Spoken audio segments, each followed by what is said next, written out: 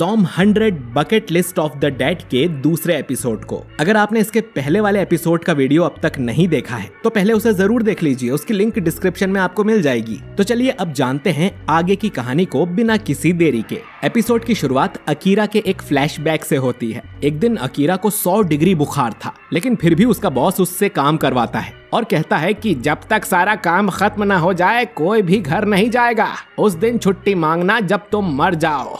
और अचानक से अकीरा डरते हुए जाग जाता है। उसे रियलाइज होता है कि वो सपना देख रहा था और अब तो उसे काम पे जाना ही नहीं है, क्योंकि बाहर ज़ॉम्बी पेंडेमिक शुरू हो गया था। अकीरा बालकनी में आकर कहता है कि आज से छुट्टियां शुरू हो गई हैं और अब वो बहुत मजे करने वाला है। सबसे पहले तो अकीरा अपने कमरे की अच्छी तरह से सफाई करता है, क्योंकि पिछले 3 साल से उसने अपना कमरा साफ नहीं किया था। अकीरा का आज का प्लान सेट था और वो आज दिन भर आराम करेगा और ढेर सारी बियर पिएगा। अकीरा अपने फ्रिज में से एक बियर निकालकर उसे पीने लगता है और वो उसे बहुत ही अच्छी लगती है। ये जगह उसे स्वर्ग जैसी लग रही थी, क्योंकि अब उसे कोई काम नहीं करना है। वहीं न्यूज चैनल पर दिखाया जाता है कि पूरे शहर में तबाही मची हुई थी, लोग ज़ॉम्बी बनते जा रहे थे और न्यूज चैनल के स्टूडियोज पर भी ज़ॉम्बीज का हमला हो रहा था। इंटरनेट और फोन लाइंस ठप हो गई हैं और सरकार की तरफ से उन्हें अभी तक कोई जानकारी नहीं मिली है और इतने में ज़ॉम्बीज उस रिपोर्टर को भी मार देते हैं।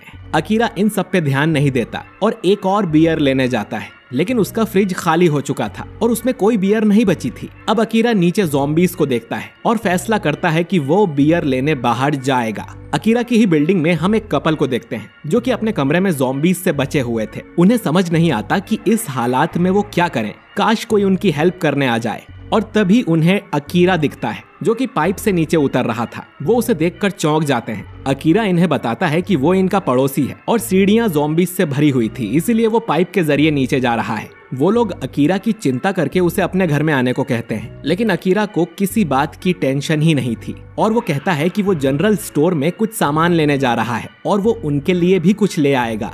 इतना कहकर अकीरा नीचे उतर जाता है और अपनी साइकिल में बैठकर स्टोर की तरफ जाने लगता है। अकीरा नोटिस करता है कि ज़ॉम्बीज की तादाद कल से ज्यादा हो गई है, लेकिन बियर के बिना दिन बिताने से तो वो ज़ॉम्बीज के हाथों मरना पसंद करेगा। कुछ देर में अकीरा स्टोर में पहुंच जाता है और हम देखते हैं कि यहाँ एक और साइकिल पार्क थी जिसके ऊपर एक कैमरा भी लगा हुआ था। अकीरा बियर बियर चिल्लाते हुए अंदर जाता है और अचानक ही चुप हो जाता है, क्योंकि अंदर एक लड़की खड़ी थी जो कि उसी की तरह कुछ जरूरी सामान लेने यहाँ आई थी। अकीरा उससे बात करने की कोशिश करता है, लेकिन वो उसे इग्नोर कर रही थी और फिर वो लड़की यहाँ से जाने लगती है। अकीरा उसे रोकते हुए कहता है कि उन दोनों को एक दूसरे का मोबाइल नंबर ले लेना चाहिए। अब वो लड़की अकीरा से कहती है कि अपनी जान जोखिम में डालकर सिर्फ बियर लेने यहाँ आना बेवकूफी है, उसे सिर्फ जरूरी सामान के लिए ही रिस्क लेना चाहिए और जिस लड़के को रिस्क के बारे में नहीं पता वो उससे टीम अप नहीं कर सकती। इससे उसके खुद के जिंदा रहने के चांसेस कम हो जाएंगे। इतने में ही कुछ ज़ॉम्बीज स्टोर के अंदर आकर उस लड़की की तरफ दौड़ते हैं। उसे बचाने के लिए अकीरा खुद सामने आ जाता है, पर वो लड़की अकीरा को पकड़ के पीछे कर देती है और तभी एक ट्रक स्टोर में घुस जाता है और उन ज़ॉम्बीज को कुचल देता है। अब ये लड़की उठकर यहाँ से चली जाती है और अकीरा देखता है कि उस ट्रक ने उसकी साइकिल को भी कुचल दिया था और वो कैमरे वाली साइकिल उसी लड़की की थी जिस पे बैठकर वो यहाँ से निकल जाती है। उस ट्रक में जो ड्राइवर बैठा था वो ज़ॉम्बी बन गया था और इसीलिए ट्रक आउट ऑफ कंट्रोल होकर स्टोर में आ घुसा, ठीक जैसा फिल्मों में होता है। अकीरा सोचता है कि वो लड़की कितनी सुंदर और बहादुर थी, पता नहीं अब कभी उसकी मुलाकात उससे होगी या नहीं। लेकिन फिर कुछ ज़ॉम्बीज को देखकर अकीरा भागना शुरू कर देता है और तभी उसे एक स्कूटी मिल जाती है जिस पर बैठकर अकीरा वापस अपने घर की तरफ जाने लगता है। अकीरा सोचता है कि स्कूटी साइकिल से कहीं ज्यादा बेहतर है। ये पैंडेमिक अचानक से शुरू हुआ था, इसीलिए कई सारी बाइक्स और कारों में चाबियां लगी हुई थी और फिर अकीरा की नजर एक बुलेट पर जाती है जो कि उसकी ड्रीम बाइक थी और अकीरा फिर उसी बाइक को चलाने लगता है और अपने घर पहुंच जाता है। वो वापस पाइप के जरिए ही ऊपर चढ़ता है और उस कपल की बालकनी में जाकर उसको आवाज लगाता है, लेकिन उनके घर में तोड़फोड़ मची हुई थी, यानी कि जरूर ज़ॉम्बीज उनके घर में घुस आए होंगे और उस कपल को मार दिया होगा। अकीरा वापस अपने रूम में जाकर ढेर सारी बियर पीता है। अब तक रात हो गई थी और वो फिर से वही बात दोहराता है कि हम आज मर सकते हैं या तो 60 साल बाद, लेकिन उन्हें अपनी पसंद की चीजें करने का समय कभी नहीं मिलेगा और जिंदगी रिस्क न लेने के लिए बहुत छोटी है। अकीरा फिर अपनी उस डायरी को निकालता है और उस पर उन सभी चीजों की लिस्ट बनाने लगता है जो वो बचपन से ही करना चाहता था, लेकिन हमेशा किसी न किसी काम के चक्कर में उसे समय ही नहीं मिला और अब वो उन सभी चीजों को करेगा, भले ही उसे ज़ॉम्बीज ही क्यों न खा जाएं।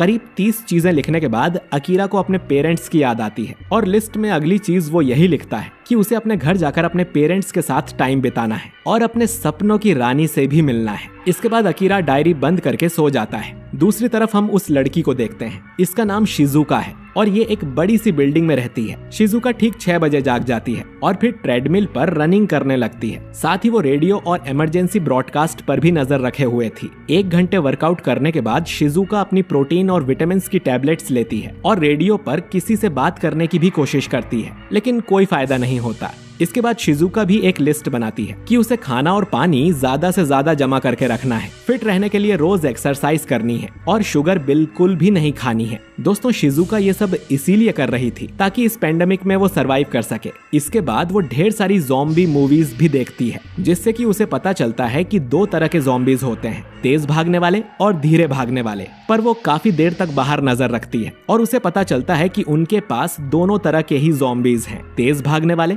और धीरे चलने वाले भी। अब शिजुका ये जानना चाहती थी कि ज़ॉम्बीज की पहचान कैसे करें, कि कौन सा तेज है और कौन सा स्लो। इसीलिए वो अपनी साइकिल पर वीडियो कैमरा लगाकर बाहर निकल जाती है और इसकी फुटेज वो डायरेक्ट अपने मोबाइल पर भी देख सकती है। इसके बाद शिजुका उसी स्टोर में जाती है और जरूरत का सामान इकट्ठा करने लगती है। यहाँ उसकी नजर केक पर भी जाती है जो उसे बहुत पसंद है, लेकिन क्योंकि उसे फिट रहना है तो वो कोई मीठी चीज नहीं खा सकती। इसके बाद अकीरा भी यहाँ आ जाता है और शिजुका ने पहले ही उसे अपने कैमरे से देख लिया था कि वो ज़ॉम्बी नहीं है, इसीलिए उसने अकीरा को देखकर कुछ रिएक्ट नहीं किया। अकीरा जब उससे बात कर रहा था तब भी शिजुका का ध्यान अपने मोबाइल पर ही था, क्योंकि अकीरा का पीछा करते हुए कुछ ज़ॉम्बीज भी यहाँ आ गए थे। अब शिजुका तुरंत यहाँ से भागने का सोचती है और वो ये भी सोचती है कि अकीरा के जैसा लल्लू अब तक जिंदा भी कैसे है। तभी शिजुका देखती है कि एक ट्रक आउट ऑफ कंट्रोल होकर उनकी तरफ ही आ रहा था, इसीलिए वो यहाँ रुककर ज़ॉम्बी को अंदर आने देती है और अकीरा को बातें भी सुनाती है कि उसे फालतू चीजों के लिए रिस्क नहीं लेनी चाहिए। अब शिजुका के प्लान के मुताबिक ज़ॉम्बीज अंदर आ गए थे, लेकिन अकीरा भी उसके सामने खड़ा हो गया था। अकीरा ट्रक से ना कुचला जाए इसीलिए शिजुका उसे पीछे खींच लेती है और ट्रक का इस तरह क्रैश होना